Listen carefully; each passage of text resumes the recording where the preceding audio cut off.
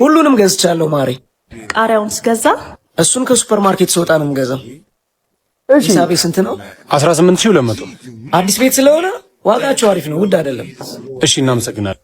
ኧረ ውድ አይደለም፣ ቃሪያውን ኧረ ውድ አይደለም። ኦ ረስቼው ነበር። ቆይ እስኪ እዚህ አካባቢ አይጠፋም።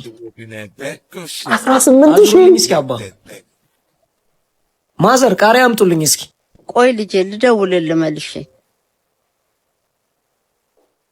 ተአምር ነው አንተ የሀብታም ነገር ግን 18000 ጻጥ ብሎ ርካሽ ነው ምናምን ብሎ ለዛው ስንት ነው ማዘር? 20 ብር ነው የኔ ልጅ። እንዴ ማዘር ከትላንት ወዲያ 10 ብር አይደል እንዴ ይሸጡልኝ? ጨመረ ልጄ። እኛ ምን እናድርግ? ከውጭ እንደሚገቡ እቃዎች ቃሪያም ዶላር ሲጨምር አብሮ መጨመር ጀመረ እንዴ? ልጄ የሚያስረክቡን ሰዎች እኮ ጨምረውብን ነው። እሺ ማዘርዬ ግን በየቀኑ ባትጨምሩ ጥሩ ነው። እሺ የኔ ልጅ። ሄሎ የኔ ጌታ፣ ገበያ መጥቶብኝ እኮ ነው ያቋረጥኩ። ተአምር ነው ይሄ። እንዳልሰማ ነው።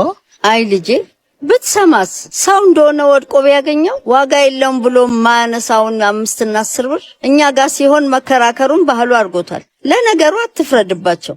ድህነትን ካልኖሩበት እንዴት ይረዱታል? ይልቅ ትምህርት እንዴት ነው? ትምህርት አሪፍ ነው ማይ። ምን ነው ድምጽ ቀዘቀዘብኝ? አይ ምንም እማ ካለሽ 400 ብር ብትልኪልኝ። አለኝ የኔ ልጅ እልክልሃለሁ። አንተ ብቻ ትምህርት ላይ ትኩረት አድርግ። እሺ ማይ። ወይ ግሩም ደህና ዋል ልጄ። እዛ ሳይከራከር እኔ እሳቸው ማዘር ምን ታርግ የምትከራከረው?